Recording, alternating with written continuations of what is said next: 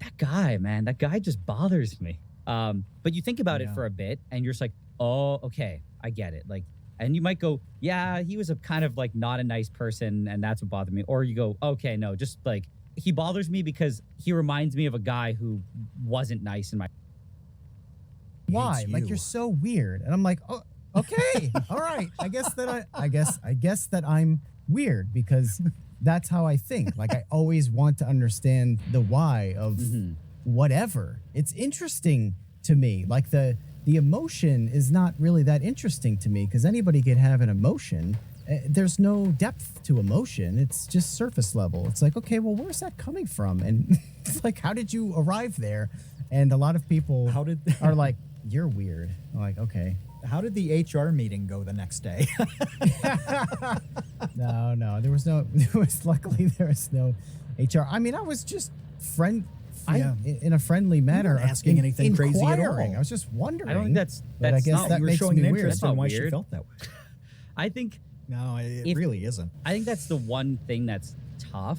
Like, I totally understand why you ask why, because if I put myself in her shoes, it's like, why would you want, like, I'd be uncomfortable disliking someone and not knowing why. It's like, then how do you fix that problem? Because you now have a coworker you don't like, but if you don't ask why you don't like them, then what's the solution? You just kind of feel uncomfortable all the time? That's it? Hating first and then figuring out why later seems like a tremendous burden. But it seems hard to do. It totally makes sense. Like, I mean, in general, like I think everyone has had experiences where you see a movie, you see something, or if, for example, you meet somebody and it's kind of like you just go, that guy, man, that guy just bothers me. But you think about it for a bit and you're just like, oh, okay, I get it. Like, and you might go, yeah, he was a kind of like not a nice person and that's what bothered me. Or you go, okay, no, just like, he bothers me because he reminds me of a guy who wasn't nice in my past, but that's not his fault. He has nothing to do with that. So you kind of just like, you move on, you forget about it and go, okay, that doesn't make any sense. And then you just become like, I've had that happen before, and you just become good friends with the person. And then you kind of reestablish that, I guess, subconscious thought pattern. And then you no longer have it. But if you don't question it, you just don't like the guy or the girl or the person just for no reason. You're just like, and that's it. Yeah. There's a really neat blend in there. One of you mentioned Malcolm Gladwell's 10,000 Hours stuff earlier. He had another book called Blink that was about the phenomenon of really figuring things out in your brain without realizing that you're thinking about it. When you have a level of expertise that you can see something, you don't even know you're seeing it, and you draw a conclusion about it. I remember one thing in his book was about a tennis instructor who could predict if a serve was going to be a fault as the ball was being thrown up in the air. He had a tremendous success rate at predicting that from seeing it. And he didn't know what he was seeing. He just felt it. To do that. Yeah, he knew it because he'd done, however many years of instructing. And at one point, the game of bowling has changed a tremendous amount since I was familiar with it. But at one point, I could see the ball come off somebody's hand and know if it was going to be a strike, and if it wasn't, how bad the leave was going to be. Because at a point, you've just seen so many of a thing that it's happening. At the same time, if it's like the saying, if you always go with your gut, you have shit for brains. Well, I've never heard that before. Oh, you don't? No. We've traveled in different circles. But both of these things are true, right? Where you've got to trust yourself and let all sorts of things happen, whether it's creative or whether it's judgment. But you also have to jump in and start questioning yourself too and thinking about it. Otherwise, you wind up being, the girl who hates somebody and they have no idea why and they just run with that. How many things do you miss out on because you don't question yourself? So it's a really odd dichotomy to me where you have to be really good at both things and really comfortable doing both. Yeah, I think it's a very tough thing to do too, because even when you go to one extreme end, you get to like, the mental illness part where it's like people who've had horrible traumatic experiences and they develop something like PTSD. It's like they just see something that's vaguely related and it just has a horrible response. And it's like, obviously that's bad. So you have to like train your way slowly out of that. But it's like, how do you stay in the middle of like you said, you see something that you feel is bad, and you're like, okay, that's a bad thought. I'm gonna train my way out of this. But then there's another one that you see is bad and go, okay, that is a bad thought. I shouldn't do, or that's a bad thing. I shouldn't do that. Like, how do you differentiate between the two? And sometimes it's like almost impossible. And then so you just do it and then you regret it later. To button that earlier thing, I think that the girl just wanted me to agree and say, yeah, I hate her too. Yeah. I know exactly what you mean. And just leave it at that. And me poking and prodding was just annoying. Did you hate her, or you thought she was fine, the other girl? No. I didn't have no opinion Yeah. almost one way or the other. She's fine. I don't know. She's fine. Yeah, so she came to the wrong person. It did not work out for her. Didn't work out for me. It was a pretty awkward moment that I am now talking about on a podcast like a decade later. So I know that we have a lot of questions from our patrons. Oh, Should yeah. we We do. go to that? Because I know that we need time for that. We can jump into that, but I'm going to start with one of my own. Because, yeah, Kevin, you mentioned somebody having $2,000 and wanting to get started. I want to alter that question. Nigel, I have a $20 gift card to Walmart. How do I get started in chemistry? I mean, I guess at the end of the day, it all depends what you want to do, right? Because there's some projects that are I want to do cool things that interest me. Yeah. Does that help? So I'm saying that, like, it's kind of with any hobby. If you want to do anything mass scale and huge, you're going to need a budget. So you can that could be a future idea. So you have to kind of like keep your expectations of, you're not going to, if you have $20, it's like you can't afford very much. But you can do, it's like off the top of my head, it would be hard to think of exactly, projects that you can do with $20. I'd immediately say not much glassware. So you're probably going to stick to like cups, like mason jars, which would mean that you shouldn't really heat it up because they might crack.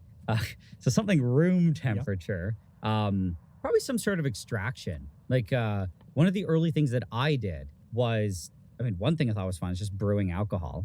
And then, I thought the distilling part was more fun. But if you brew it, you can just drink it, I guess.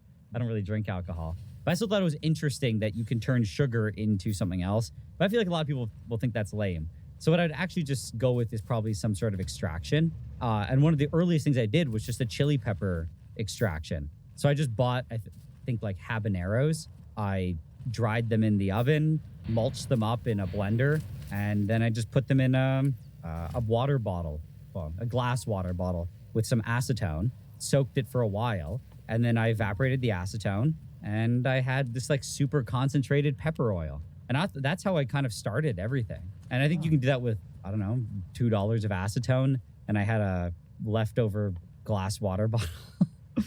Yeah, that's good. That's a $10 one. I don't know what I'm going to do with my other $10 at Walmart. Because you just described like a $2 bottle of nail polish remover, a couple of chilies, and a mason jar. And what I did to add an extra layer is I went to the dollar store and I bought a thing that you could kind of put liquid into and you could pump yourself. Actually, there's a video of this on YouTube. So I mixed the pepper oil, I think with like water and a bit of ethanol. And then I shook it up and put it in like a thing that you could pressurize yourself. And then I sprayed it. So it was like you made like pepper spray or something. I didn't test it on anyone or myself, but that's an extra step that cost me, I think, $3. Probably just look at any of my early videos. I had no budget, except when I used chemicals in the lab I was working at. That's not fair. No, but you definitely just pulled out a decent chem lab from a $20 gift card, so that's good. Now you did talk a little bit about dissolving a hot dog. Mime brought it up because I don't know if you're aware of Kevin's love for hot dogs. I did not. No. But what might I what did it recommend feel like? twitter.com/Kevin Lieber. Let me just promote that to all of our listeners who need hot dog content. Why you had a good tweet about Capri Sun filled with hot dog Wiener water. That was good. Wiener water. Wait, you have a fascination or a love of hot dogs? I just find them very Oh, funny. I like to eat them as well, but I just think that they're hilarious. Oh, so they're also. more funny than they are good to eat. I think Ooh, they're that's a good they're question. they're on equal Okay. grounds there. I don't eat them as much as I would like to because they are extraordinarily unhealthy. Kevin, I have a question for you. If you had to give up one thing out of these two, which would it be? You can never laugh at hot dogs again, or you can never eat hot dogs again and continue to find them funny. Oh. Which one would you choose? I'd rather find them funny.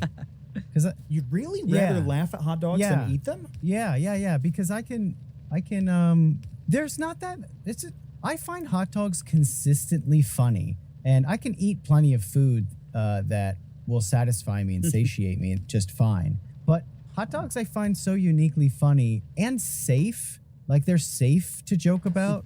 And they always will be. There won't be, like, I'll never get canceled for my hot dog jokes. So there's like a comfort as well as like a consistent humor in them. This I could go probably for an hour. We could do a whole podcast about this, but I think there are like very few things that are as funny and people will laugh at almost universally than hot dogs.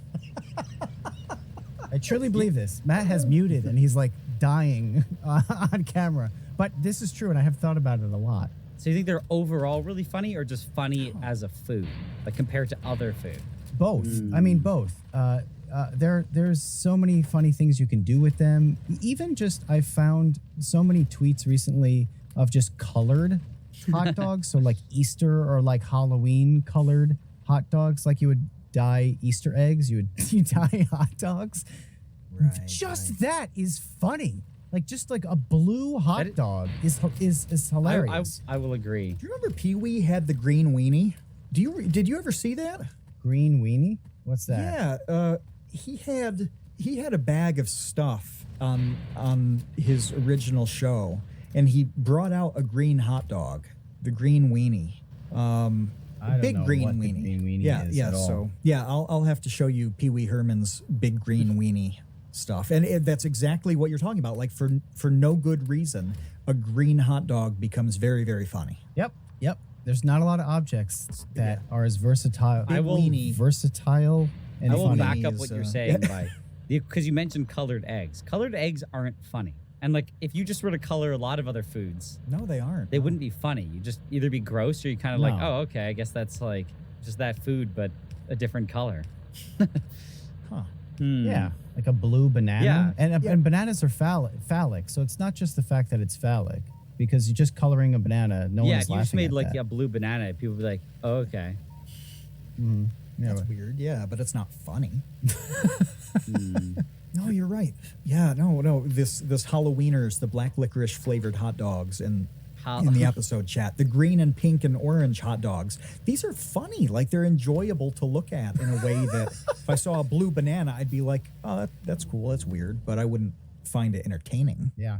Okay, well let's go back to the chemistry a little bit. This one's from the user formerly known as W Quiz. The name has been changed for tonight to W Quile Red. The question is, what is your favorite S group element and why? It's a very specific, what's it called? That is highly specific. Am I obliged to have one? I'm, I don't think you need what one. do I have to choose from? Just pulling it up. I was like, oh God, I'm blanking. What's an S group element? No, I don't know. I mean, like, I feel like it's better. So I was just gonna cop out and say like none of them are my favorite. I don't know. Like when I look, I just don't really I'd say it's better. If I have to choose out of all of them, what do I like the most? I don't really have an answer. They all. Is there one that you just abhor? You absolutely hate this element. Let's go more general. What about all the possible elements? You gotta Yeah, have a so it's favorite. like that's why that's You gotta easier have to one answer favorite 'Cause across out the of whole all spectrum. of them. I mean, I think I've said it in a video before. Like one of my favorite ones, I just like bromine. I like just because it's like a dark orangey black liquid. So it's just kind of freaky and weird. I also like mercury just because it's a liquid metal and I think that's cool. But I feel like bromine is probably the one I think it's just like fun to make and I don't know, to look at. But it's like, sorry, yeah. Well, Is it like the hot dog of, Oh, no, of go on. Kevin? No, it's not funny. It's The more hot dog of It's it's more more elements. scary to look at. I should just arbitrarily choose one Well, I'm going to of work these elements in. Yeah. that I like. Oh, that's a good idea. Just throw a Yeah. dart at the Well, board so and get one I to don't want stick. to linger too long on the question, but the problem is it's like I find like they all have unique properties, but none of them are really that like I don't think about it and go, oh yeah, like I think that's like particularly cool. You have all like the alkali metals that just or a bunch of them that when you throw in water they explode or light on fire. You have some radioactive stuff like radium, but maybe just straight up sodium. If I were to choose out of all of them, it's Yeah, like that's the fair. one of the least reactive, but it's just fun because you can just cut it. It's a soft metal. It's cool, but so out of all of them, I'll choose sodium. But overall, That's fair. none of them are my Well, favorite. we're going to go back to bromine for a minute because that's referenced in Wifflebutter's question about whether you've shelved a project primarily due to the hazards of it. Because Wifflebutter says that they have a feeling that you've at least attempted to do something more dangerous than handling bromine. Yeah. So I have a thing where I'm like, every good project either has one part of it that's either illegal or dangerous. And every time I'm like, why? Why does this have to be the case? Like, there's always something that there's just some sort of problem. So I wouldn't say I ever have truly shelved a project because of the danger. It's more like I put it on hiatus until I felt that I could handle it safely and not hurt myself. But like one of them, for example, I guess the one that's closest to that is I really want to make something that requires me to grow carbon nanotubes on I think it's like a piece of aluminum, which sounds complicated, but it's like in practice, it's not actually like that crazy. Just the way you do it is you heat up a piece of aluminum. I think it has a catalyst on it. You heat it up and you shoot acetylene and I think you do a mixture of argon and acetylene over it, but I've not spoken to anybody who's ever done it before, but it's one of those things that if you screw up really bad, I think you can just blow up. So it's like if you're near Those seem like high like if you're stakes. near it, you will be like severely hurt if you catastrophically screw up. But the problem is I don't even know how to do it properly. So until I find out, I kind of have to shelve that because I don't really want to blow up.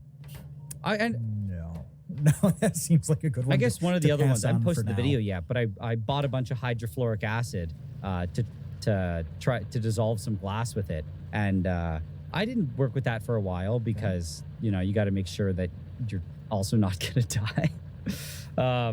But eventually I felt confident enough and then I did it and I clearly didn't die. So No, well, that leads into an Everything acid leads. question that Jeff Strife.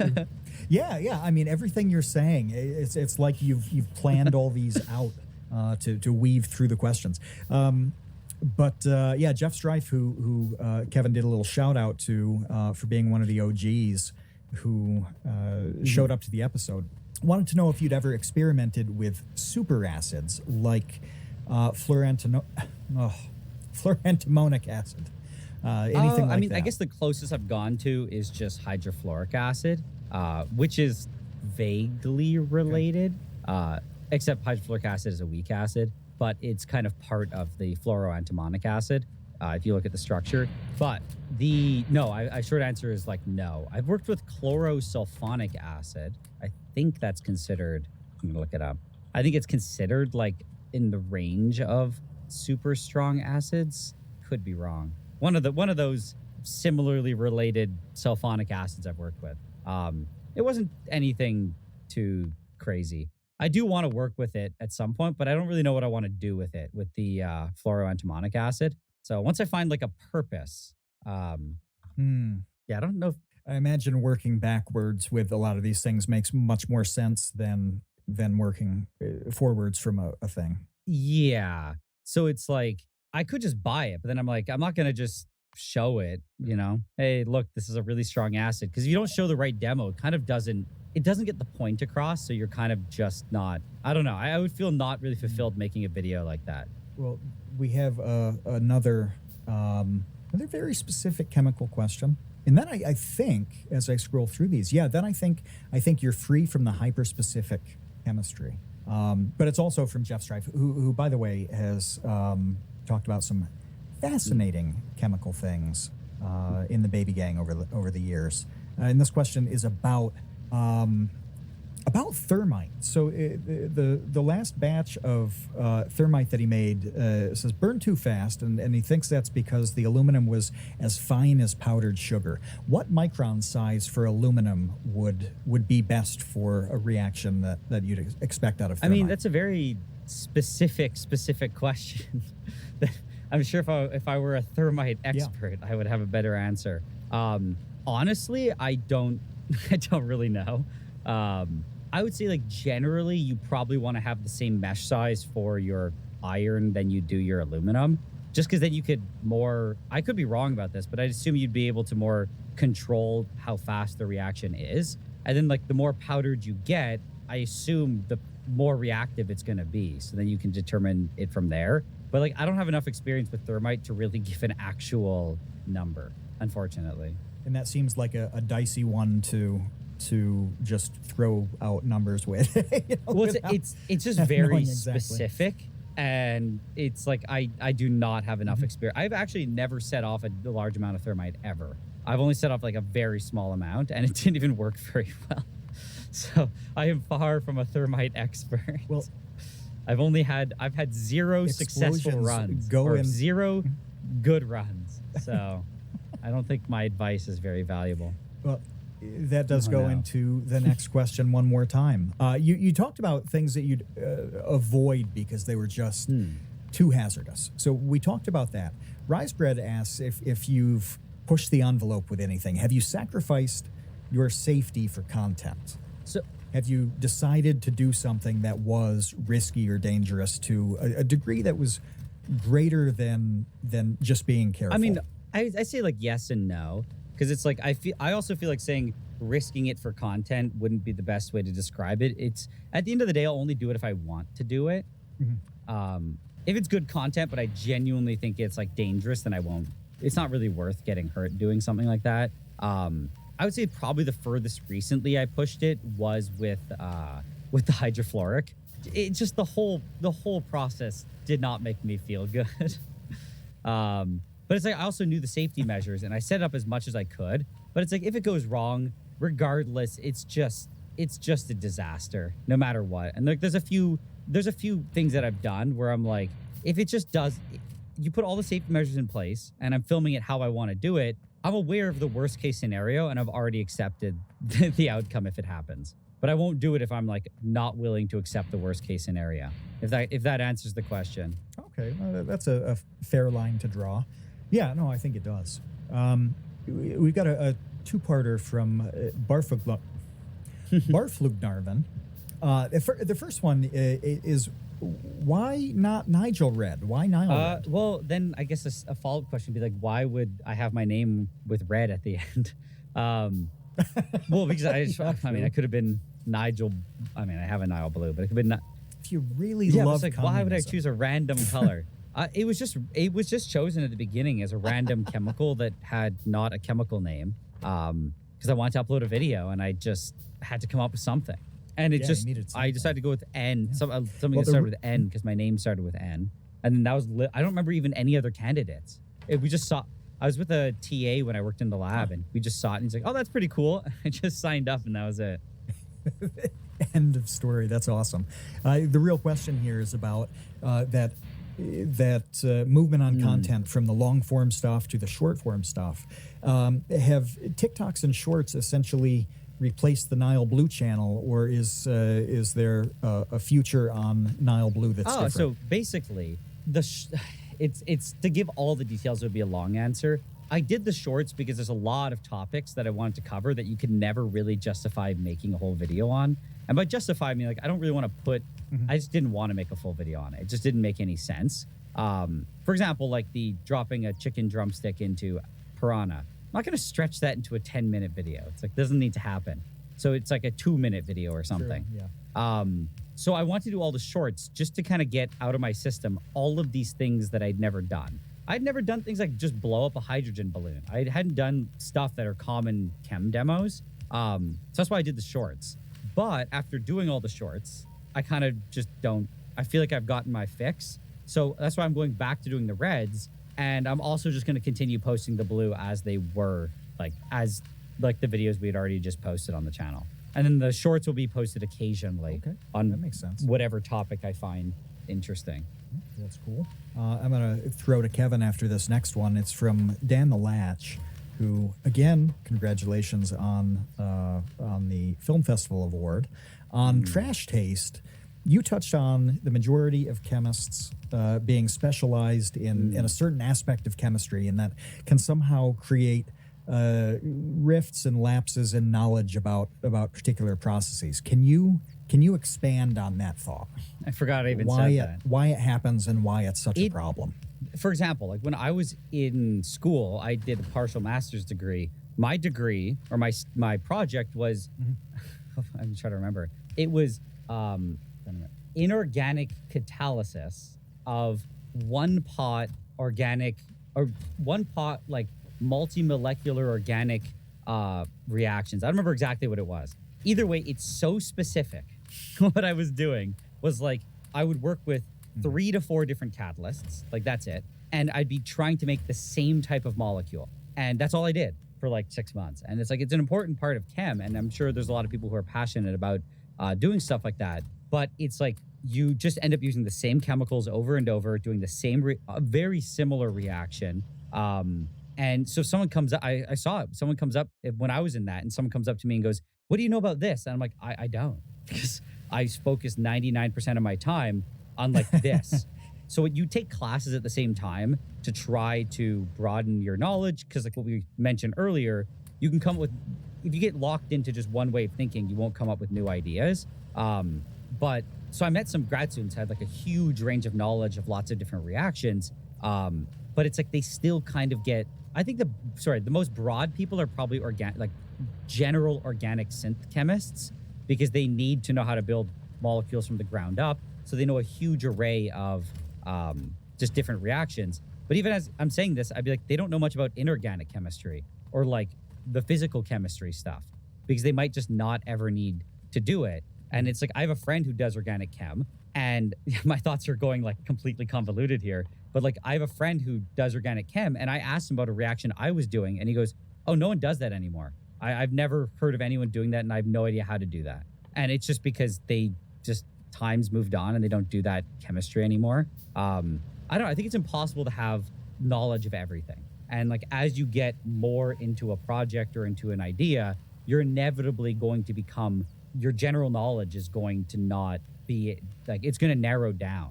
I don't know if there's any other way to really do that. So me on the flip side is I do a lot of general stuff, but like, I don't know specifics of a lot of things. So it's like a trade-off. That was a very rambling answer, but I hope it answered and it. our generation, it's not though. It's very coherent, and it actually reminds me of one of the most important things written about the topic that nobody knows.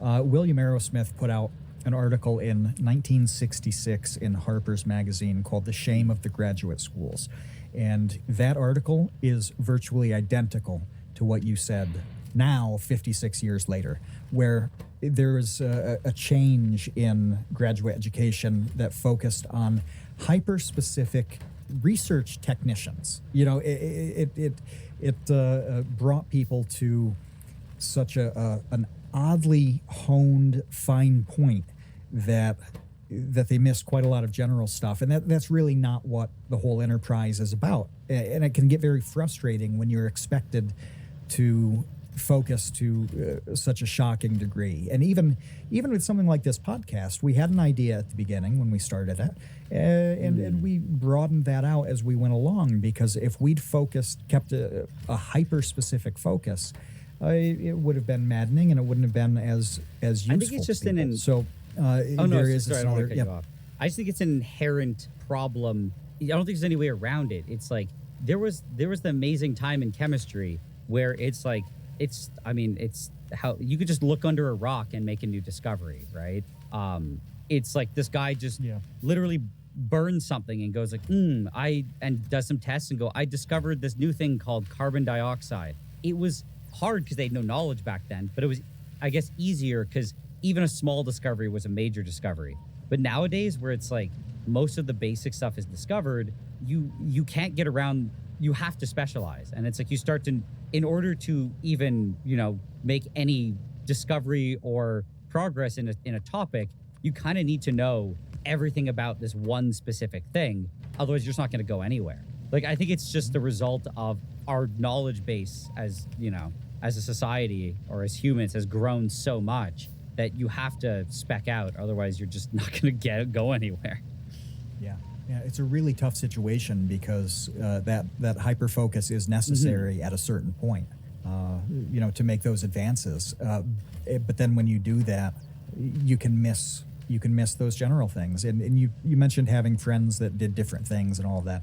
That is hugely important. It's something that we bring up constantly on this show, is that when you are focused on anything, whether it's hyper focused or just kind of focused, other people can make up for the gaps that you forced yourself into having. That's just incredibly useful to use the experience of other people to make up for those things. Yeah, for sure. And I also wonder if there's like a little YouTube analogy that we could go off for another half an hour about, like the hyper specialization thing, where in the beginning you could be general and now you have to be really specific in order to do anything anyone is interested in. Yeah, I think that there is. No, but I think there's not to start something new. But I think I agree with you. There was a day where you could just film yourself talking in your room, say some stuff that's half interesting, but you're kind of the only guy doing it, so people are interested. It hasn't been done before. But it's like as time goes on and you get so many people doing so many different things that it's like you kind of have to be, digging up new interesting things. And the only way you find that is by, being more specialized or finding a very unique thing to focus on. Mm-hmm. Yeah, I was watching earlier today on YouTube a recommendation that came up for somebody playing a Metroid song on piano. And I can remember a decade ago watching a YouTube video of somebody playing a Metroid song on piano would be like, wow, that's amazing. Somebody's playing video game music on a piano. Yeah. Like, that is so crazy. Well, and now it's those like, videos went viral. Okay. Some of the earliest ones where I remember people playing literally that. It was video game music on piano is something I used to watch all the time. And it's like, or on guitar. Yeah. Whereas like nowadays, it's just like, yeah, it's cool. You're a music guy on YouTube. Yeah. Yeah. The video had like 300 views and it was great. It was probably 1,000 times better than the one that had a million. I would say, to be fair, the guys who I watched who did that years ago, they were exceptionally good. And even, I think, to this day, people still talk about their renditions and their composition being one of the best, and then trying to get copies of it. So to be fair, it was good, but it wasn't like you post that nowadays, it'd get, maybe a few hundred K views. Back then was like, I think it was just like millions. It was like just one of the best videos out there. And it would be blogged about, and it'd be on BuzzFeed and Laughing Squid and everything else. It's like, wow, like Zelda theme song on violin. What'll they think of next? Well, let's end on this. So we've been asking our guests to answer this same question at the end of each episode. And the question is, what makes an interesting person in your estimation? Oh, no. How does somebody become interesting? This is an interesting question. How much time do I have to...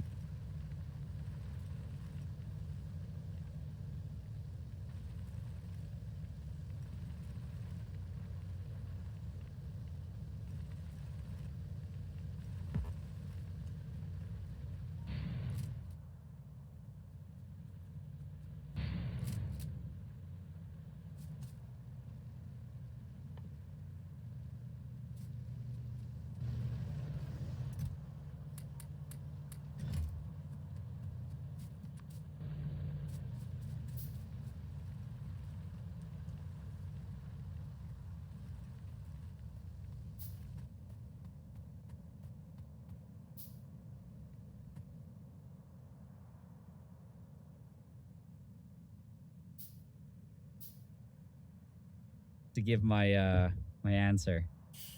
We'll 40, start playing 45 the minutes, Jeopardy an hour. music. No, I don't know. I've never really thought about that. I think just somebody who kind of like some of the topics we talked about earlier, like how you said, you always ask why. You're always looking for an answer. I feel like growing up, a lot of people, not a lot, people would occasionally tell me, like my mom, she'd be like, oh, like you're very, she would tell me I'm interesting. And I remember my answer was always, she's like, how are you so interesting? And I was like, she didn't say it like that, but it'd be like her, and my grandma. And my answer was like, I just kind of ask why. So I just read things like that. That was it. I just had a curiosity. So it would be someone would mention a topic. They'd be like, mentioning, I'm just thinking about this randomly, about like a dishwasher. And I might be like, oh, actually, I was reading the other day about like this weird, obscure thing. And they would interpret that as me being like an interesting person. But I think at the core of it, I was just kind of curious and reading about just random stuff. So then I was able to just pull up just information that other people thought was interesting. And I don't know, I at least that's one branch of it, because obviously if you just have information, that doesn't inherently make you an interesting person. But I like curiosity though. That's a I good feel like answer. that's the core of a lot of it.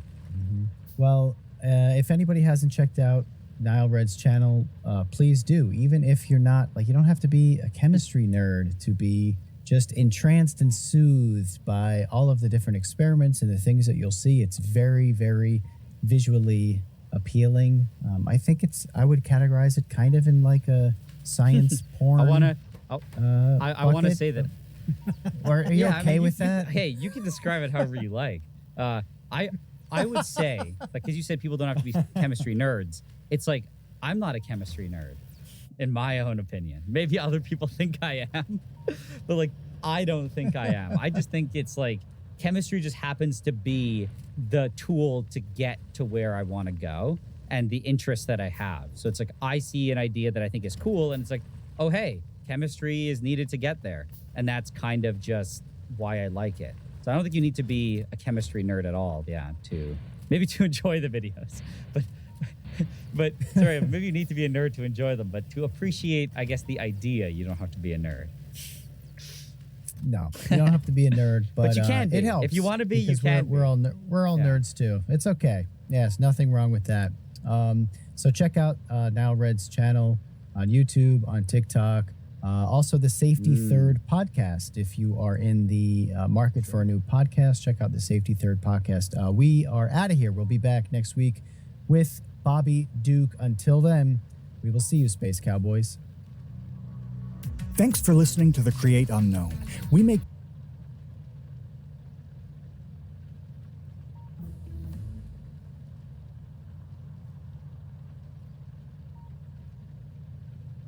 Hello, testing, 1 2 1 2, test. Thick, nasty rhythms.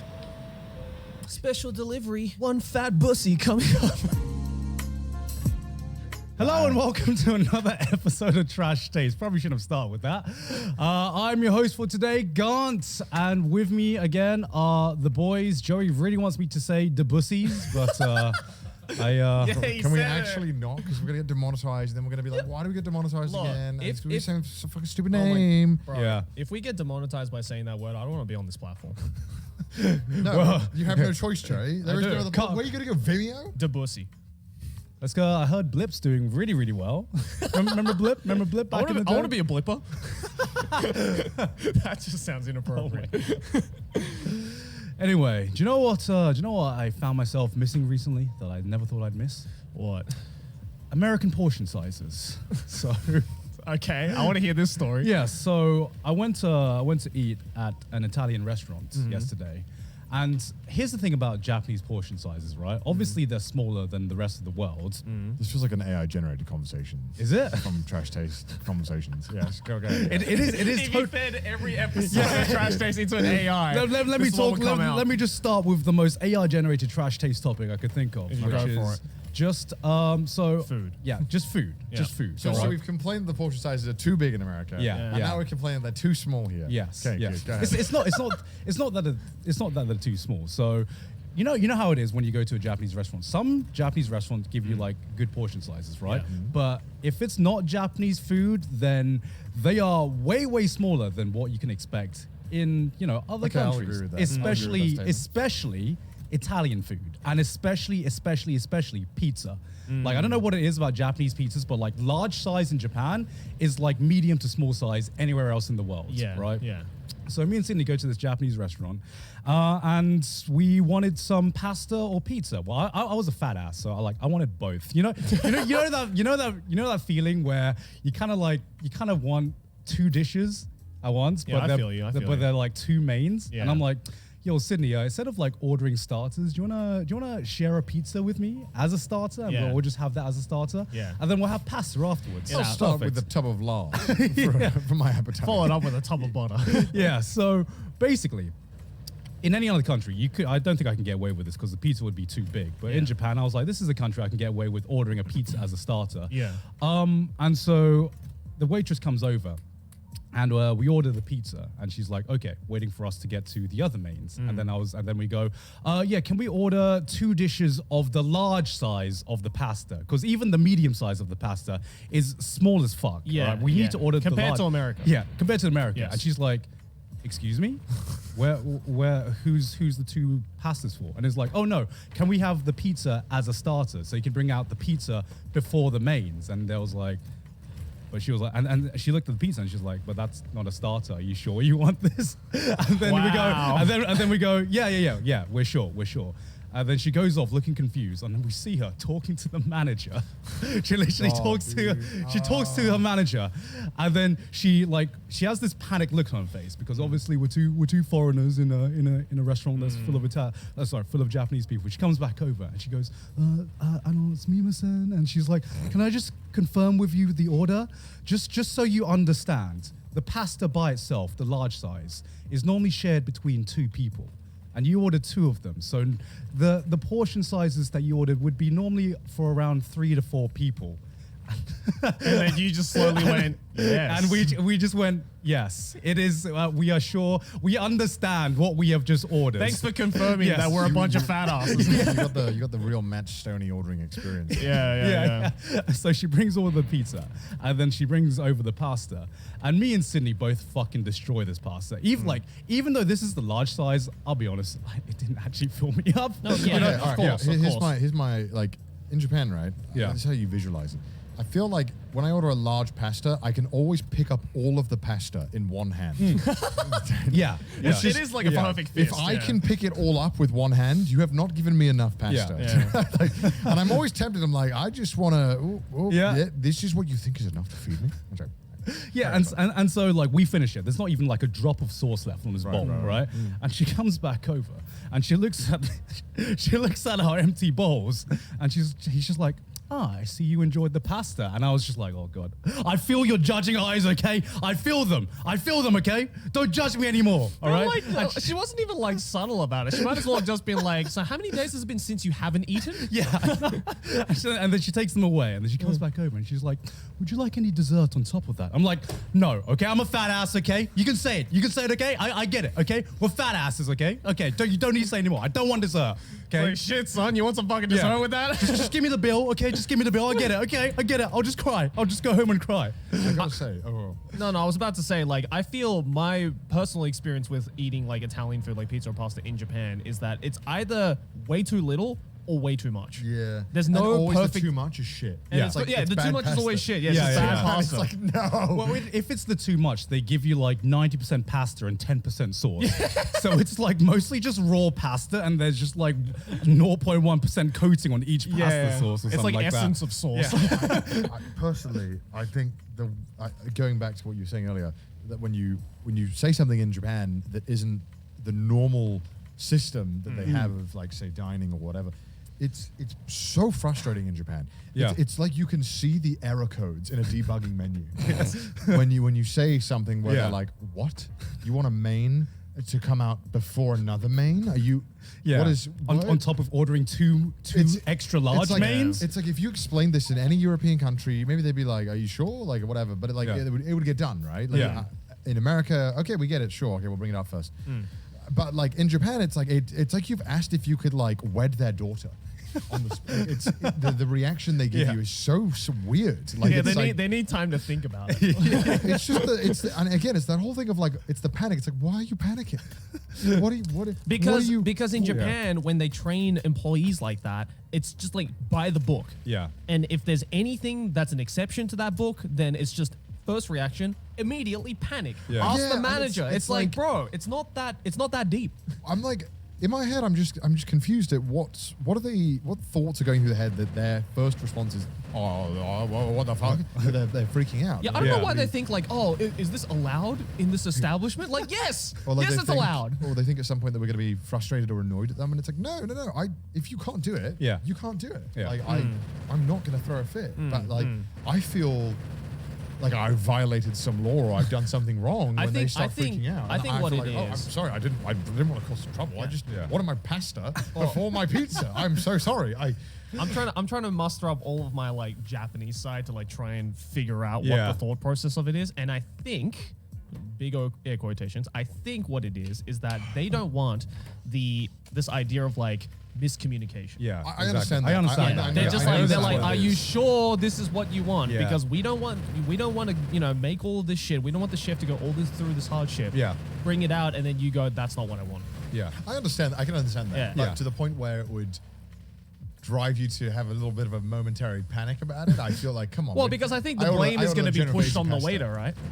But I mean, maybe they've had some bad experiences that way. So I don't yeah, know. sure. I can't. I don't know what they've lived through. Right. No. I don't know where they've waited. you Yeah, know? did they serve Papa John or something? I don't.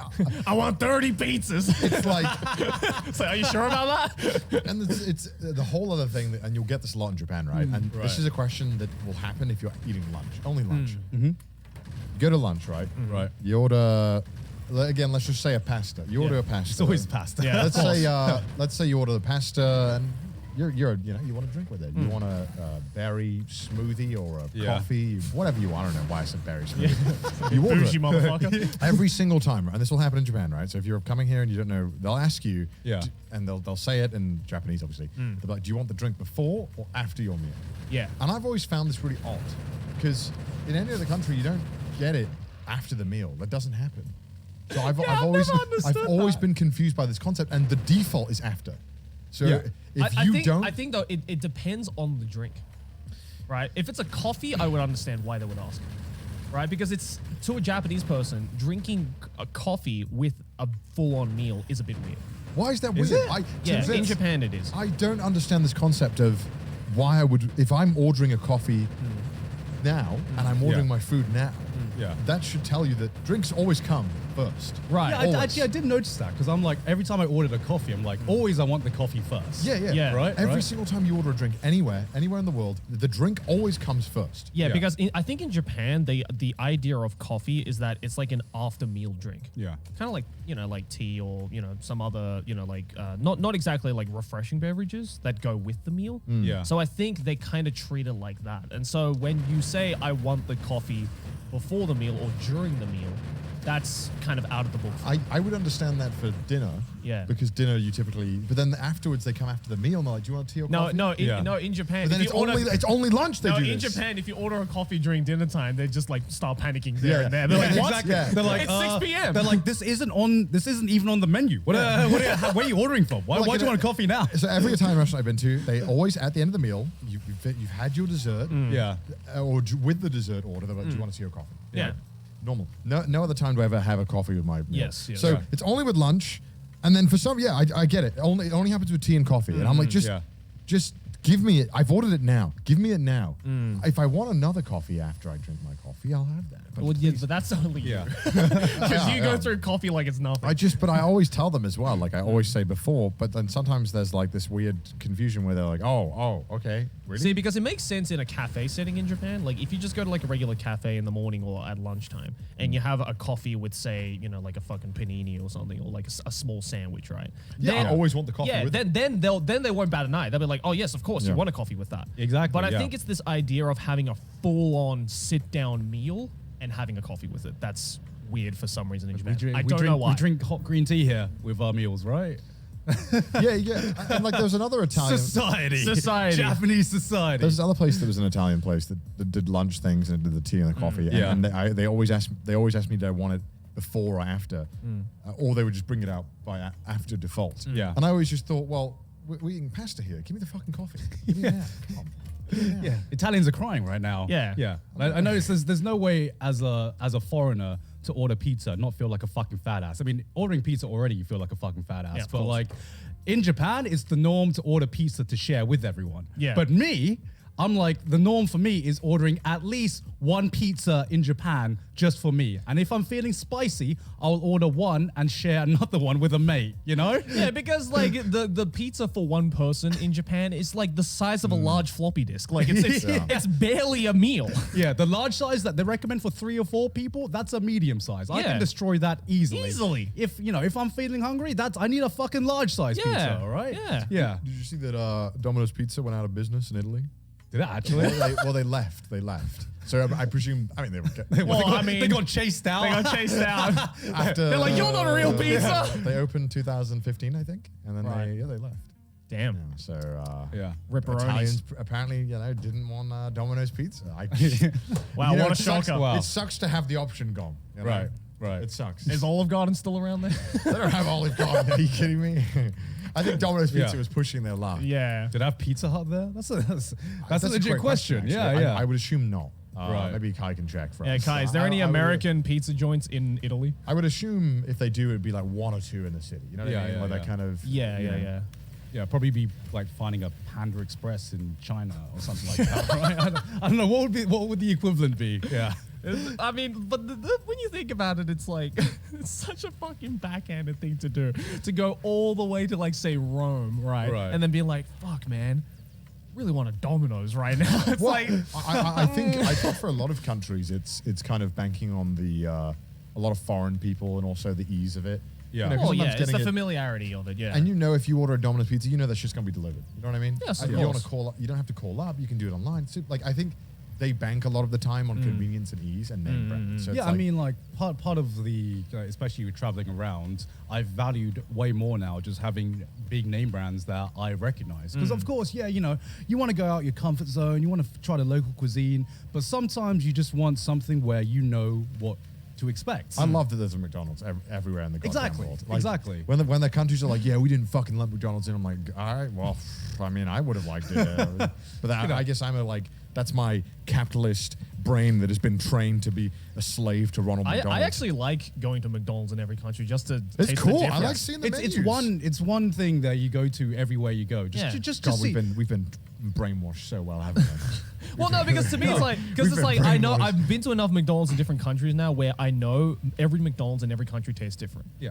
In some regard. But it still and tastes- like I could put like a tier list of like McDonald's of different It countries. still tastes familiar enough that you can point to something and you're like, okay, I kind of know what this is yeah, going of to taste course. like. It's not like going to, it's not like going to a restaurant and ordering something and you're going to get like fucking chicken heart or some stuff, Yeah. which is a thing that can happen if you're a tourist here in Japan. You just order something and you don't know what you're going to get sometimes. I mean, I remember, when I went to a McDonald's in France one time, just because I kind of felt like it, and I felt so invigorating when I finally ordered the Le Big Royale with Mac. cheese. Royale with cheese. Yeah, I was like, it actually says it. I'm like, oh.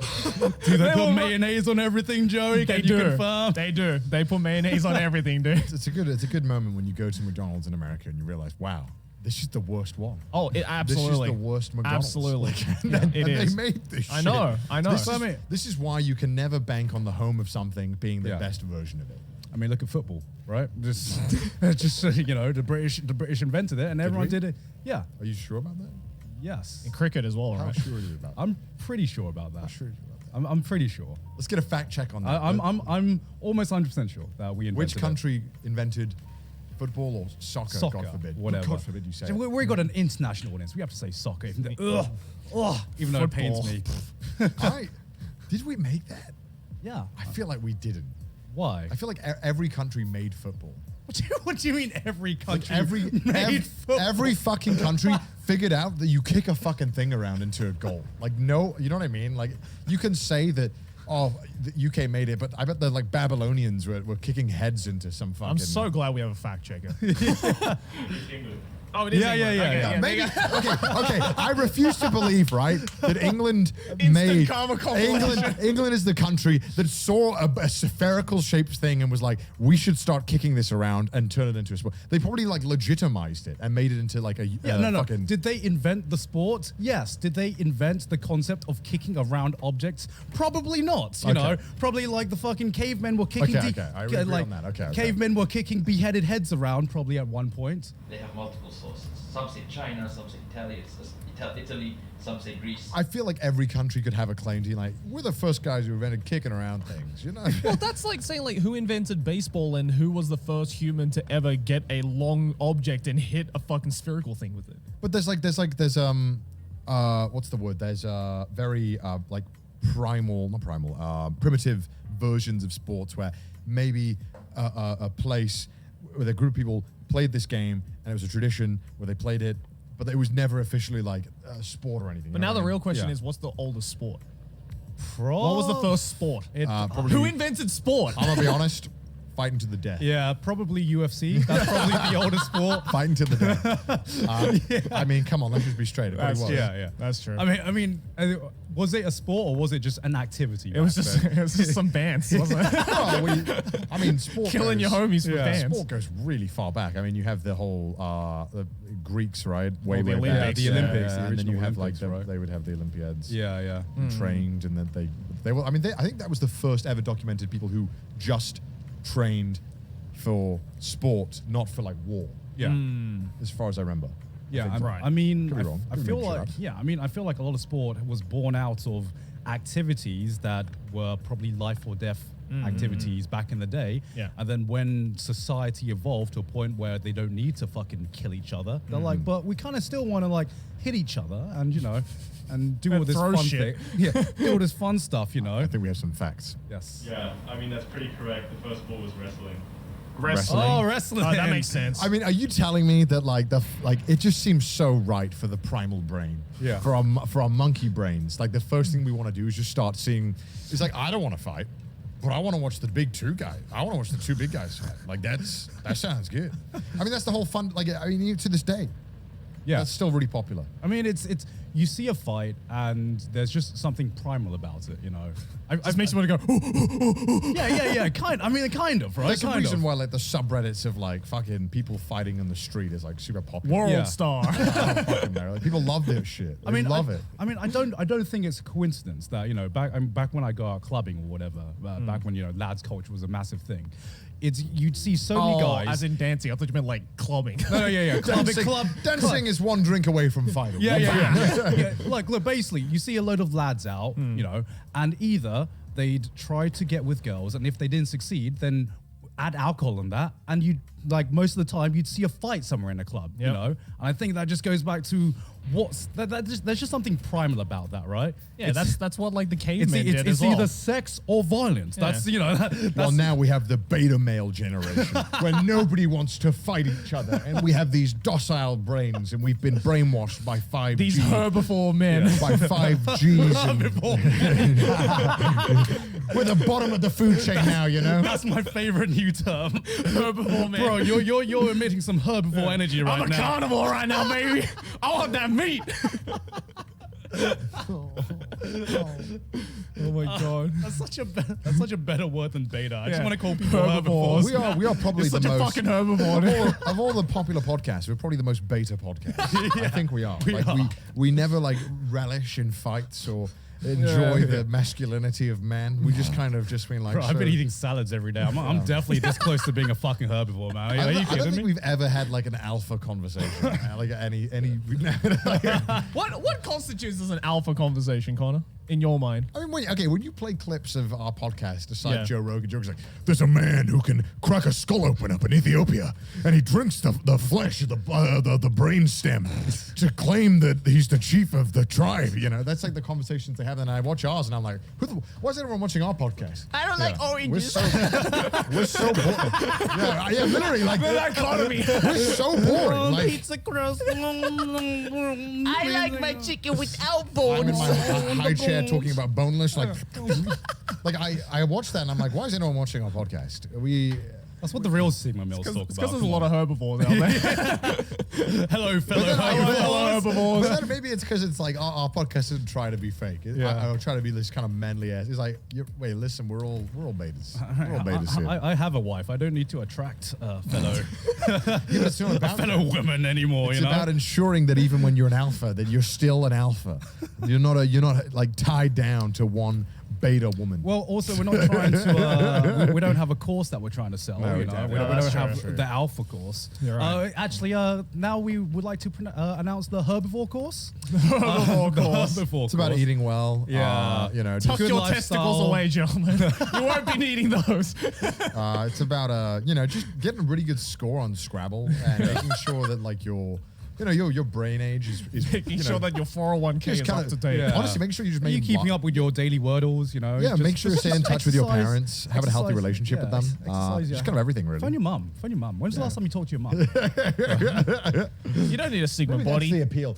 In a world with these alpha wannabe podcasts, it's nice to have a beta boy podcast. You know, Beta boy podcast. maybe that's the appeal. Herbivores. I prefer the term. I like beta herbivores. boys. Beta boys. Beta boys.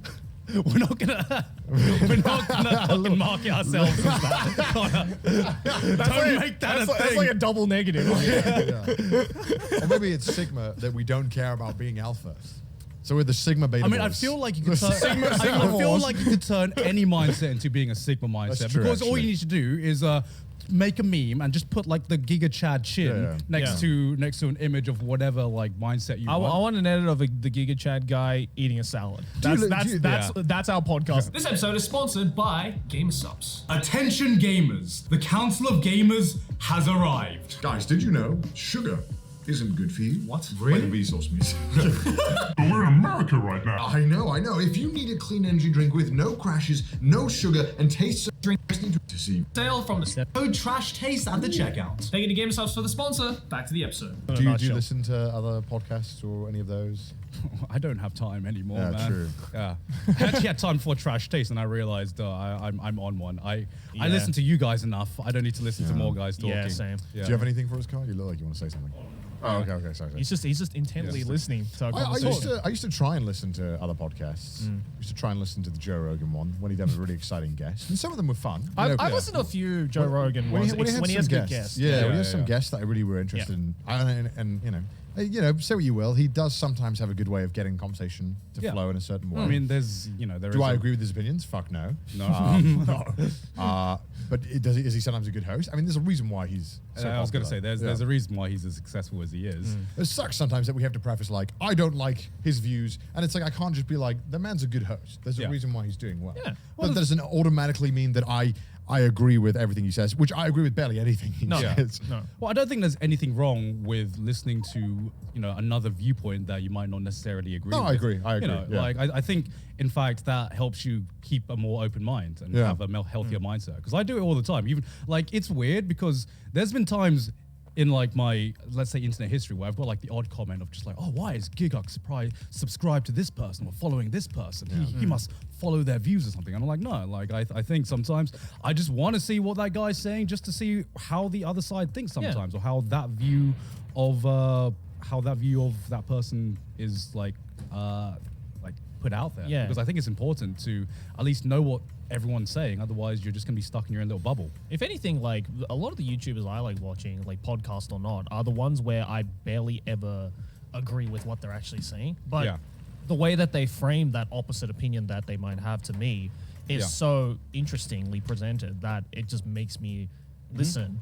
And like at the end of the video, I might not agree with it necessarily, but I'm like, well, it was still a good video because now I got a better, more, I guess nuanced opinion Yeah. of the other side. And Yeah. it's, as you said, it opens up, like I love watching Needle Drop for that reason. Cause like I barely ever agree with the opinions he has on music. Right. But it's still interesting to hear his opinion. And Yeah. it's like, oh, okay, I might not agree with that opinion necessarily, but the way that he phrased that particular opinion makes me think about all of my other opinions on other shit that I might have because Yeah. it just opens me up to a new idea, if that makes sense. Yeah, I guess so. Yeah. Yeah. Speaking of alphas, though, I don't. This is a complete fucking tangent, Right. Because like one of the coolest pieces of culture I think about, and I just talk about alphas for some reason remind me of this. Yeah. Just like the New Zealand, what's the New Zealand dance called? Haka. Haka. Bro, that's like That is alpha. Like I'm thinking about, okay, what piece of culture from your home country are you proud of? Because I think out of everything that I can think of in terms of like every country, Haka is by far one of the coolest pieces of culture I have just seen. I agree. Just like being broadcasted in the world, right? Yeah. My favorite is like when the New Zealand rugby team, Yeah. they do a haka before every single match, right? Because it's tradition. Yeah. But at the same time, it's also fucking hilarious seeing the opposite team just watching that and shitting themselves. Yeah, because like you try to like keep your cool, but how do you even react to that? It is one of the most intimidating things. It is. To witness, especially when it's like 250 kilo built brick shithouse rugby players that are just like, I am going to destroy you. Yeah, they could get fucking destroyed in that match, and I don't care because all I'm gonna remember is that first like They went into it with an alpha mindset. Yeah. They were the real alphas. They came out the alphas, man. They don't need to win to prove how alpha they are. There's this really cool video as well, like and because I remember there was a moment where I was just like obsessed with the haka because I thought it was just such a fucking cool thing, right? But like there's this really cool video that I saw, and like I looked into like what the haka is and like what the significance of it is and stuff like that, and it's this traditional dance that's done by the Maoris, which are the indigenous New Zealanders. But there's this really cool one where they do it at weddings as well. And there's this really cool video of this like Maori woman marrying a white guy like from New Zealand, and the Maori woman, her family does a haka for her to be initiated into this marriage.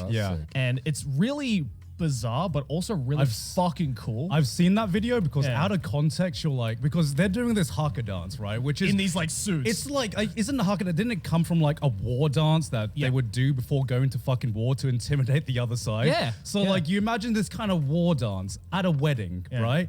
And this girl, because this the dance has so much meaning, she's like crying because it means a lot.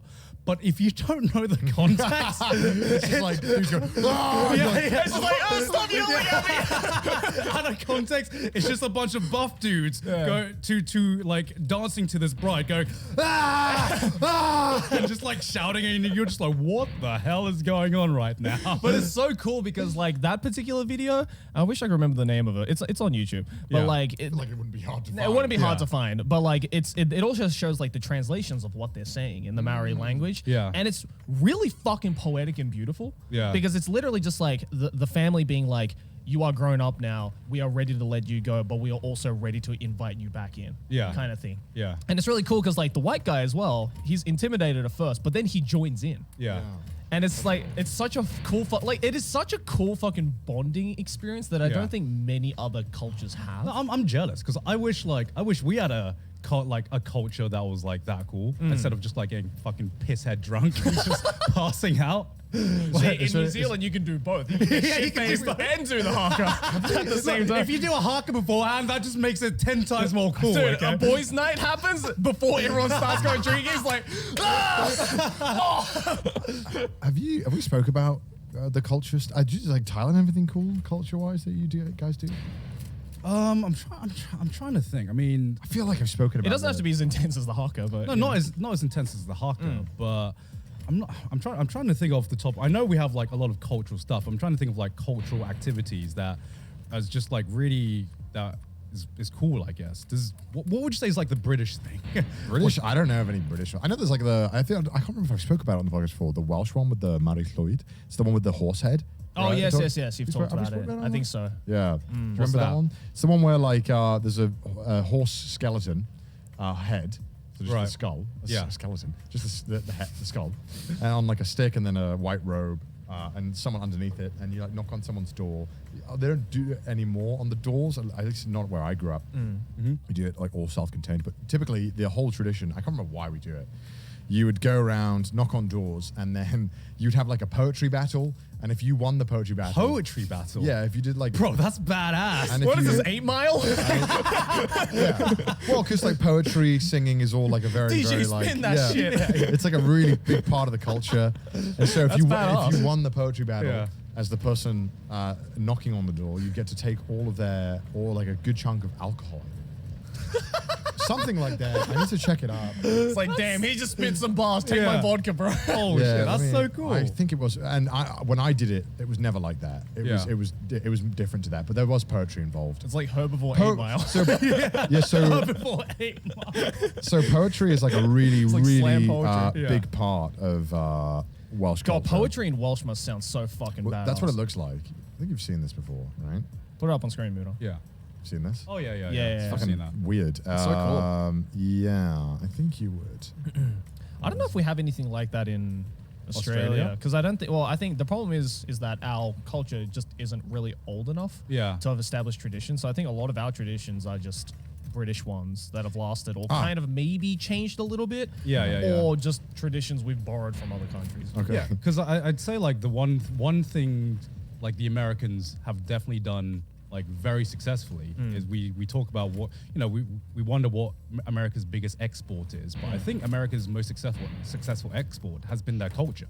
Yeah. Because everyone in the world knows about American culture. Oh, yeah. Whether it's be like through TV shows. I mean, the soft power of Hollywood is immense. It's insane, Yeah, you yeah. know. And it's like you go here to Japan, you go to China, you hear songs in the Billboard 100. You know, even Yeah. if no one here understands what they're saying, you still hear it here. See, that's interesting you say that though, because I've heard from a lot of Americans that claim that America has no culture. Oh, America definitely has Like, a culture. yeah. bro. I think they're just kind of like blind to it. But I think, yeah, as you were saying, like, you know, the fact that you can hear fucking Billie Eilish and Justin Bieber Well- anywhere in the world. Yeah. When your culture is one of the most dominant cultures in the world, it's easy to think that you have no culture because the base, Because you're seen as the norm. the Yeah. normal is yours. Yeah. Whereas Yeah. that's it's not the case. Also, it's not poetry. I forgot. It's the householders would be expected to. So you go into someone's house, you ask to enter to drink. Yeah. And you sing to each other. And then Right. the person has to sing back and just keep denying you. And if you just keep asking to go in and they eventually just fold, you go in and you drink their alcohol.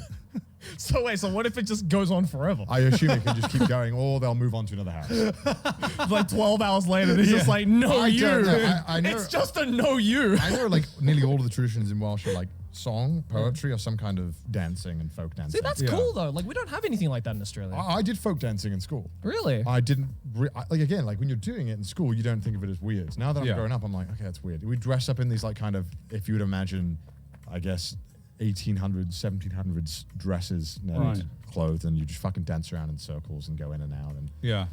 it was. I hated it. As a Yeah, kid. but that's so much cooler than like what we like. We only have like a singlet, shirts, and thongs party, and you listen to AC/DC while drunk. Like that's the only culture that we have. Still sounds like pretty good I mean, culture. it's still fun, but it's not exactly like something you want. It's fun. not, you don't go up to someone else and be like, "Hey, do you know what we have in Australia?" AC/DC. No, because I've definitely like found more of an appreciation of just culture growing up. Because I remember as a kid, you'd be forced to do all of these things, you know, in your home country or whatever. And then you, as a kid, you're just like, why do I do this? Why do I want to do this? This is weird. I just want to play video games and go home and just talk to my friends on the internet. But I think like, especially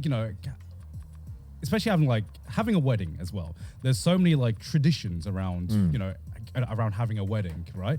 And some of those traditions, you don't even know what the origin of that is. Like, like taking a piece of jewelry from, the father-in-law or the mother-in-law. We didn't do every tradition at our wedding, but I know that there are a lot of traditions with many different cultures and many different Isn't weddings. there one where you like stomp on a wine glass or something and you like break that's it? and Judaism. Oh, Judaism. Yeah. That's right. Yeah. But then I thought about it, and I'm just like, damn, like this got invented probably 100 years ago, and like your ancestors and your parents chose to like keep this tradition going on. So basically, you're like kind of taking part in history, and you might not even know what that history is. You don't even know what that origin is. But even just by having this tradition, even just by doing this tradition, you're like taking part in like a lineage that you can't even see the beginning of. And I'm like, damn, and when I think about it like that, that's pretty damn cool. When you phrase it like that, it's pretty fucking cool. Yeah. So that's why I've definitely grown more of an appreciation of different world cultures and different worldly activities, which is why I look at the haka and I'm like, damn, do I have any? Does my heritage have anything that cool? Because I want something that cool, man. I'm sure Thailand has something, right? Like, it might not necessarily be like an interpretive dance or whatever, but I know like a lot of Southeast Asian countries have a lot of like, I mean, there's a shitload of history. Yeah, like we have behind it. like traditional Thai dances, but I guess this is like the downside of not growing up in this home country, which is I wasn't exposed to a lot of this because I grew up in England, so I'd only see this, I guess, on a like tip of the iceberg. On a tip of the iceberg thing. Do you ever think about, you know, because there's some people out there who, you know, when you say, oh, you know, I'm Thai and I'm this and this, and then they'll be like, well, I was born and raised in Thailand. You're not real Thai because you didn't grow up there like I did. Well, this is actually this is going to get into like a pretty deep conversation because I've seen this comment not towards you, but just towards other people that have been thrown around a few times. Where they're like, "Well, I grew up there and you didn't, so you aren't part of it." I get that a lot with Japan. I imagine, yeah. So it's like, how do you? I mean, well, okay. No one's ever said that to me. You know, no one's ever said you're not Thai, and I think I would probably get offended if someone said you're not Thai. Well, because it's just incorrect. Yeah, exactly. Hello, if you look at my bloodline, I'm literally 100% Thai. Yeah. But it's a weird case because I didn't grow up in Thailand. No one will ever say that I'm not Thai. But it's kind of like the same thing in Japan, where there's this soft boundary where you'll be treated a little bit differently. People will talk to you a bit differently, and people will view you a bit differently. Yeah. But on the opposite end of the side of things, I've always been viewed as an outsider in England as well. You know, I've never felt like I've always felt like, okay, my parents emigrated to England. I'm a child of an immigrant, basically. I'm a first generation. But does that make me not British? No. But does that mean that I had a different kind of upbringing where I acknowledged that I had a different heritage? Yeah. And it's weird because I've met kind of like a lot of Asian Americans, and they have like a totally different view than I do, right? Because like I was having a conversation with some Asian Americans, and I was asking them, do you find it offensive if people ask, oh, where are you from?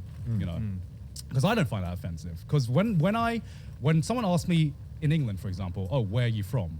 I assume the context of that is, where is your heritage from? Where are your parents from? You know. But I think in America, that's like a very much more sensitive topic and sensitive question. Because I've talked to plenty of Asian Americans that would get very offended if someone asked them where they're from. But like, if you're maybe I shouldn't say someone. If someone's Asian, right? Yeah. And you're like, oh, what's like, where in Asia are you? Is like your lineage, your bloodline. I don't know, whatever you want to call it. Like that's something like an interesting conversation to have. Yeah, and I think the nuance to that question is that because America is basically a country of immigrants, right? Yeah. You know, it's kind of a slightly different starting point to being an Asian British. Yes, yeah. I guess. To be honest, I think like it's all about the nuance, because it's like because I mean, how rudely you ask it. Yeah, where are you from? Yeah, exactly. It's like no, because I remember there was one time in America where like this American girl asked me like, oh, where are you from? Yeah, and I said, oh, I'm from Australia. Yeah, and then she said, no, but where are you from? Yeah, and I'm like, okay, so that okay, yeah. Okay, yeah. I'm like, are you asking about my heritage? Yeah. If so, then you could have just said, what's your background? Yeah. You know, so I think it's all about the context. Right. And it's like bloodline. Bloodline sounds really fun. Bloodline? What is your bloodline? That sounds badass as fuck. That makes it sound like it's a fucking Naruto.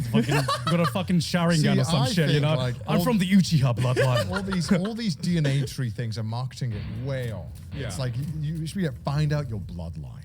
What's your bloodline? And you have like some epic narration, you know, do a DNA test in this vial. We need to start normalizing that. Okay. When you want to know where someone is from, just go, what's your bloodline? Yeah, dude, that's fucking and immediately awesome. you know what you're talking about. Right.